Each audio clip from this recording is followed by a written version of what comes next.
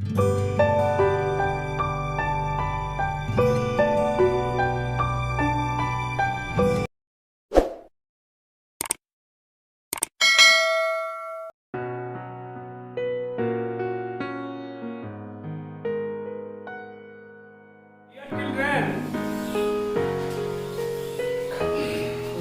Class 6, 7 और 8 में next day मैं आपको पढ़ाया था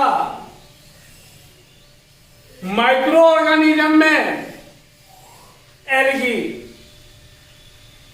और फिर माइक्रो ऑर्गेनिज्म का नेक्स्ट क्लास है फंजाई।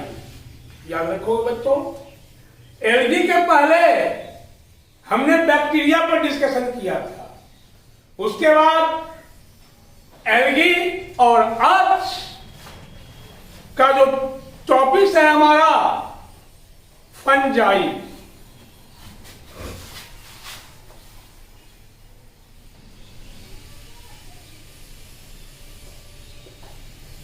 हिंदी में कवक, इसका स्पेशल कैरेक्टर्स या आइडेंटिफाइंग कैरेक्टर जो है, इसमें क्लोरोफिल एब्सेंट होते हैं।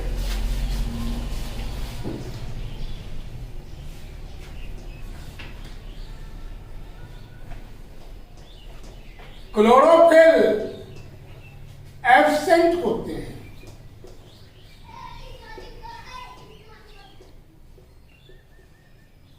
दूसरा character, due to absence of chlorophyll, chlorophyll के अनुपस्थिति के कारण फोटोसिंथेसिस प्रोसेस नहीं हो पाता है, जिससे ये अपने भोजन का संश्लेषण स्वयं नहीं करते हैं। तो ड्यू टू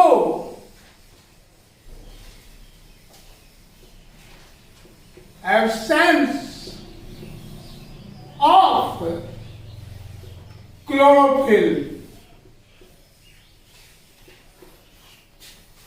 क्लोरोफिल की अनुपस्थिति के कारण ये फूड का सिंथेसिस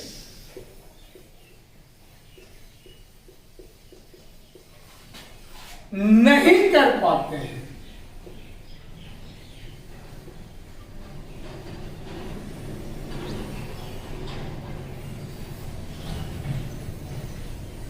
उसके बाद है फूड के लिए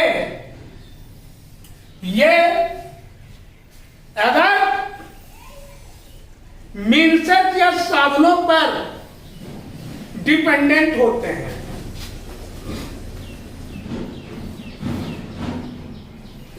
फूड के लिए ये अगर मिनसेट पर डिपेंडेंट होते हैं, डिपेंडेंट निर्भर डिपेंडेंट होते हैं बच्चों। नेक्स्ट इनका जो कैरेक्टर है ये सैप्रोफाइटिक,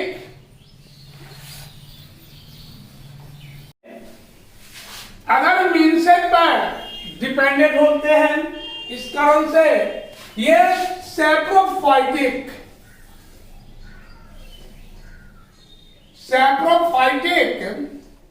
या पैरासाइटिक होते हैं।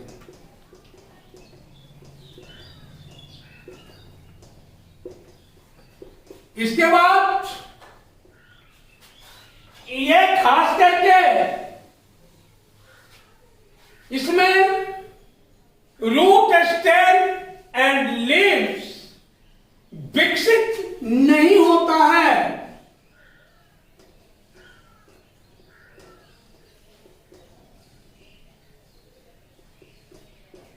स्टेम एंड लीव्स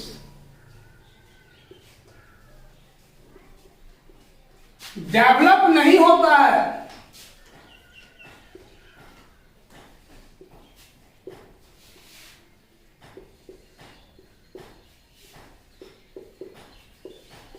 ये फंडाई का चेप लक्षण, root stem and leaves develop नहीं होता है। इनके स्ट्रक्चर बहुत सिंपल,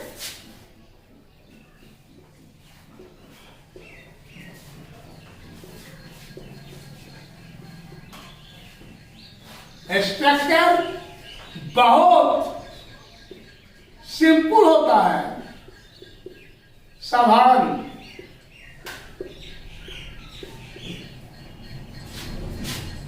बच्चों, इसमें पाए जाने वाले कुछ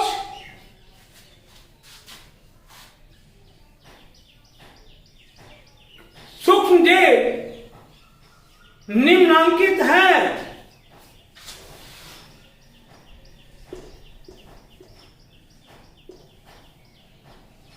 इसमें पाए जाने वाले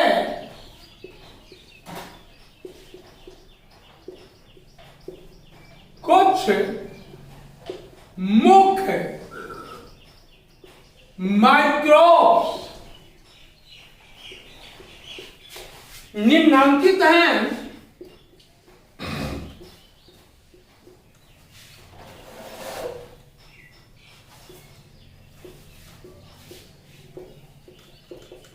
डैश, और इसका पहला माइक्रोब्स जो है ईस्ट। ईस्ट हिंदी में कवक, ईस्ट। बताओ, ये ईस्ट जो है, ईस्ट लगभग गोलाकार अंडाकार यूनिसेलुलर है। ये अप्रोक्सीमेटली सिमेट्री लगभग राउंडेड या ओवल होते हैं। इसके बाद दूसरा इसमें ये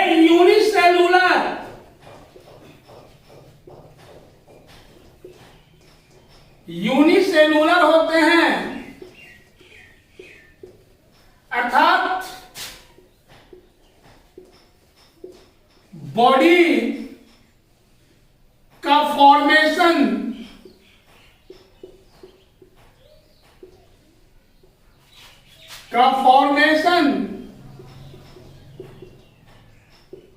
एक ही सेल से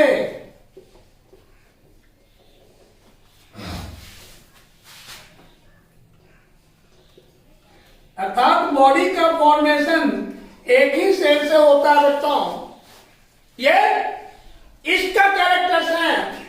इसके बाद इनकी सेल मेम्ब्रेन एक कोशिका भीति से घिरा होता है। सेल मेम्ब्रेन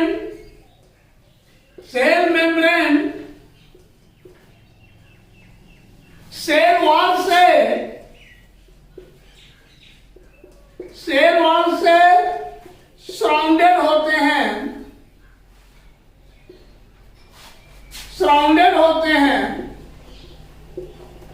सेल वॉल से सराउंडेड होते हैं। बताओ, कोशिका भीति से घिरा होता है। सेल वॉल के नीचे एक न्यूक्लियस, बड़ी वैक्यूल तथा दानेदार संरचनाएं होते हैं जो फैट्स की बूंदों में पाई जाती हैं। सेल वॉल के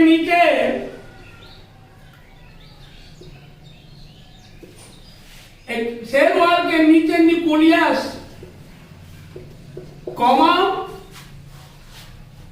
सेल वॉल के नीचे न्यूक्लियस, फैट ड्रॉपलेट्स, वसा की बूंदें, फैट ड्रॉपलेट्स तथा एक लार्ज वैक्यूल होता है, एक लार्ज वैक्यूल होता है कोशिका रिक्तिका या रिक्तिका, बड़ी रिक्तिका वैक्यूल होता है बच्चों। इसके बाद इसका जो स्ट्रक्चर है ईस्ट का, ये ईस्ट आयोडीन में भूरे रंग का हो जाता है। इसकी कोशिकाओं का प्रसारण एक स्थान से दूसरे स्थान पर एयर के तथा कीटों के द्वारा होता है। इनके कोशिकाओं का प्रसारण एक स्थान से दूसरे स्थान तक एयर एवं इंसेक्ट्स के माध्यम से, इनके सेल्स का प्रसारण, सेल्स का ब्रॉडकास्टिंग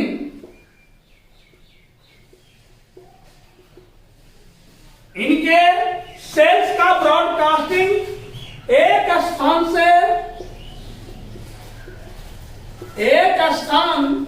से दूसरे स्थान तक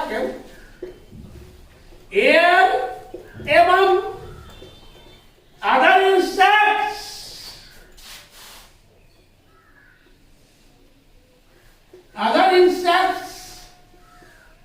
की सहायता से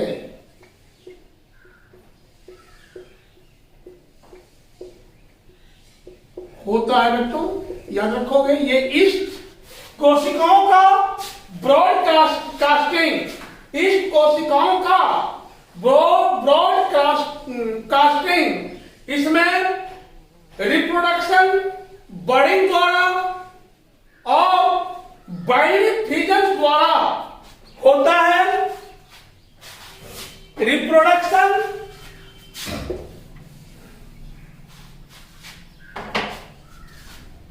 इसमें रिप्रोडक्शन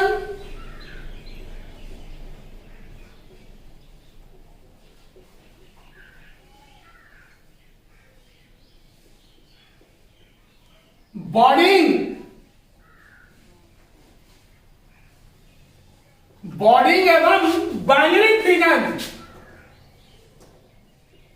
बाइनरी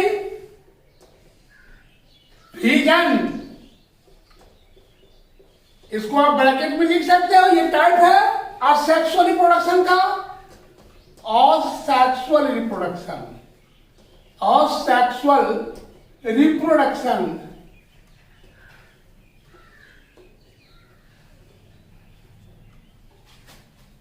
के द्वारा होता है।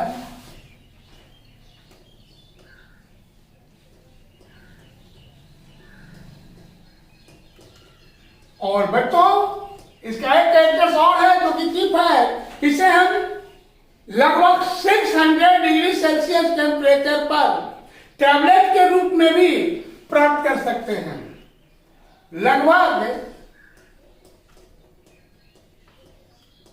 600 डिग्री सेल्सियस टेम्परेचर पर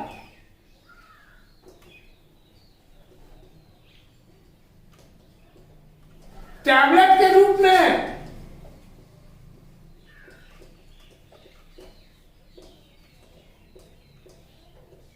प्राप्त किया जाता है।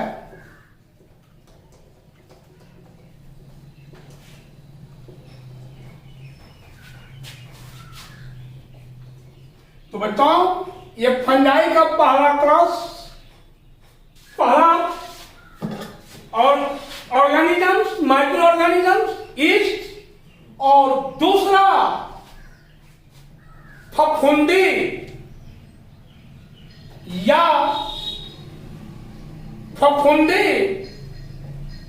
या कीट।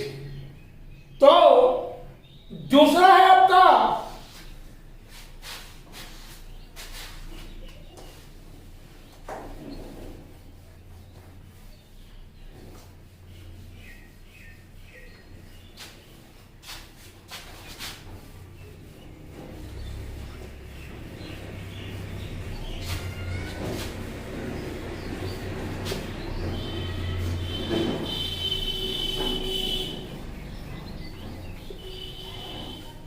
फफूंदी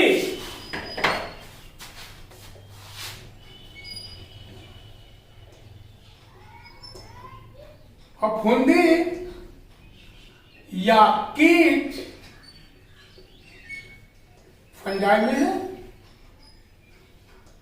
और इसका लक्षण देखेंगे हम। इसका पहला लक्षण फंजाई का, फफूंदी या कीट का, ये कोशिकीय होते हैं तथा सैप्रोफाइटिक एंड पैरासाइटिक दोनों होते हैं। ये यूनिसेलुलर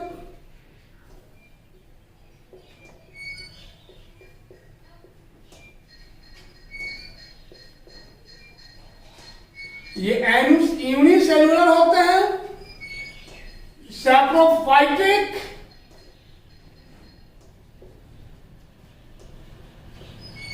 एंड पैरासाइटिक, परजीवी इसको बोलते हैं, पैरासाइटिक दोनों होते हैं।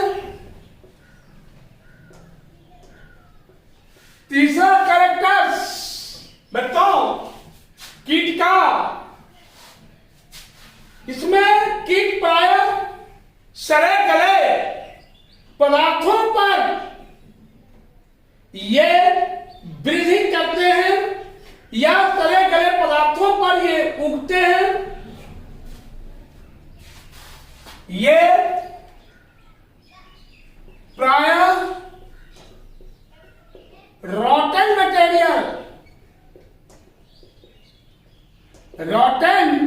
Material comma moist leather etcetera पर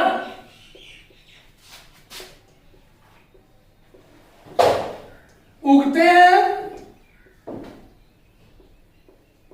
इसके बाद बताओ इसका कैरेक्टर्स है फफूंदी का कि ये उसके बाद परजीवी के रूप में, पैरासाइट के रूप में खाद्य पदार्थ जैसे फल एवं सब्जियों, फ्रूट्स एंड वेजिटेबल्स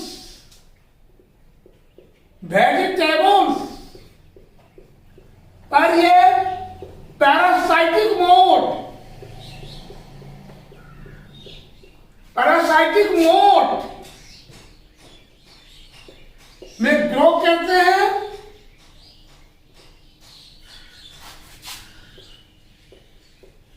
और उसे नष्ट भी करते हैं।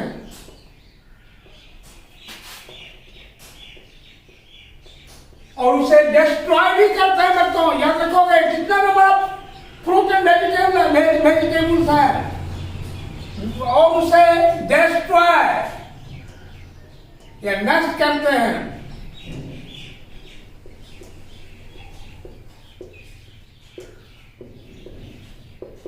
ये फंजाई या फफूंदी या कीट का ये लक्षण हुआ बच्चों। अब है तीसरा मोल्स, एमओ, तीसरा ऑर्गेनिज्म इसी क्लास का MOULDS मोल्स। ये मोल्ड जो है ये यूनिसेलुलर होते हैं। इसके बाद और कभी कभी ये यूनिसेलुलर स्टेज में, बट इनकी मैक्सिमम ग्रोथ हमेशा मल्टी सेलुलर पोजीशन में होता है। तो हम ऐसा लिख सकते हैं यहां पर, ये यूनिसेलुलर को हटा के हम यहां सीधे लिखेंगे ये multi cellular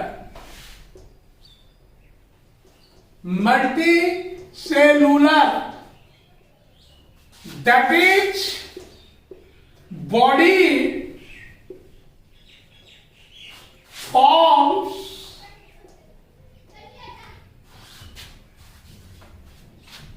by two or more cells 2 और मोर सेल्स। शरीर जो है ये 2 या 2 से अधिक कोशिकाओं से निर्मित होते हैं, इसलिए इनको कहते हैं मल्टी सेलुलर एनिमल्स। उसके बाद है ये जालनुमा, इनके बॉडी का शेप जाल या नेट लाइक होता है। ये body always net like structure में, body always net like structure में पाए जाते हैं,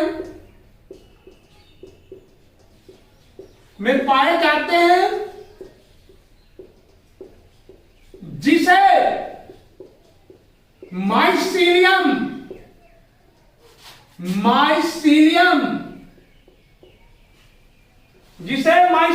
कहते हैं।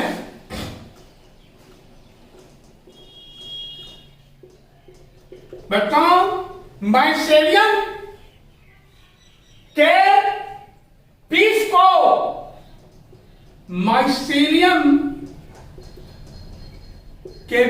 को, पीस में टुकड़ा, पीस को हाइफा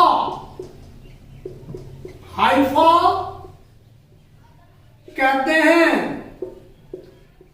तो इनके बॉडी नेट लाइक, और वो नेट लाइक स्ट्रक्चर माइसीलियम या हाइफा कहलाता है बच्चों। इसके बाद है इसमें माइसीलियम की बारीक ये मोड्स के समान उदाहरण है आपके Rhizopus, Penicillium etcetera. Example Rhizopus, Penicillium,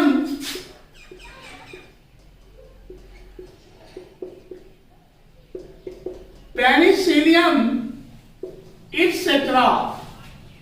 ये राइजोपस और पेनिसिलियम इस क्लास के मेंबर्स हैं, और पेनिसिलियम का बॉडी हाइफानुमा होता है।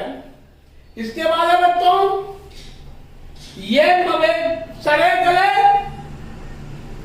पदार्थ बता ही चुके हैं, और खास करके हमारे घरों में जो बासी रोटी होती है या आकार बहुत दिनों का होता है, उस पर भी है हाइफानुमा संरचना में। बासी रोटी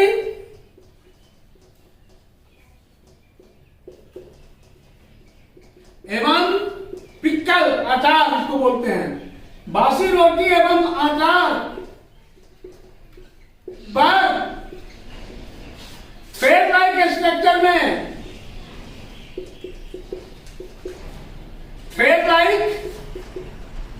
स्ट्रक्चर में, उड़कर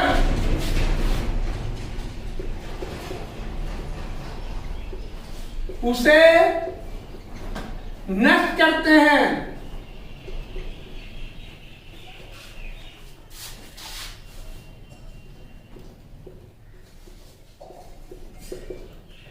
और ये मोड्स जो हैं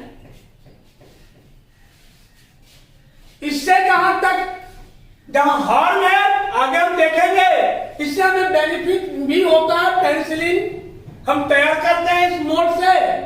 उसके बाद का जो है आपका क्लासेस, ये मशरूम या छत्रक, मशरूम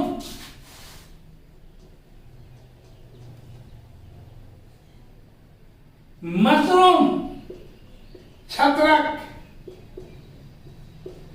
बॉडी अम्ब्रेला के समान,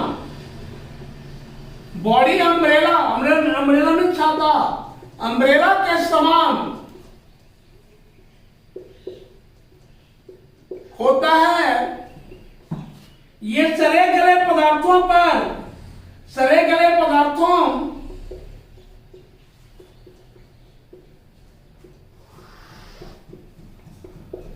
एवं ओल्ड वुड पर अम्ब्रेला लाइक स्ट्रक्चर में अम्ब्रेला लाइक स्ट्रक्चर में ग्रो करते हैं।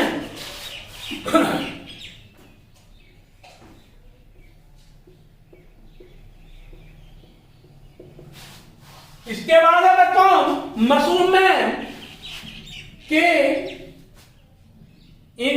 इनके माप और आकारों में अंतर होती है। इनमें से सबसे साधारण जो है मशरूम, उनके बॉडी का शेप हम पहले लिख चुके हैं, माइसीलियम या छाता के समान होता है और ये माइसीलियम मिट्टी के नीचे फैले होते हैं। इनमें प्रजनन लैंगिक और अलैंगिक दोनों होते हैं, जिसके बॉडी को भी इसके बॉडी भी माइसीलियम से बनते हैं। बच्चों इसके बाद है लास्ट में इसमें असेक्सुअल एवं सेक्सुअल दोनों रिप्रोडक्शन होता है।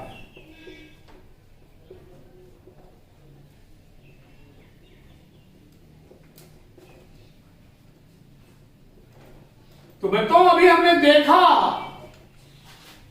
फंजाई क्या है, फंजाई के डिफरेंट मेंबर को हमने उनके कैरेक्टर्स के साथ डिस्कशन किया और फिर बच्चों ये फंजाई का हमें बेनिफिट और हार्म पर भी चर्चा करनी है, हम बताएंगे आपको बच्चों। तो फिर दूसरे दिन दूसरे वीडियो में हम लोग बेनिफिशियल फंजाई और हार्मफुल फंजाई की चर्चा करेंगे बच्चों। तब तक आप लोग ठीक से अपने घर में तैयारी कर लेंगे। धन्यवाद बच्चों।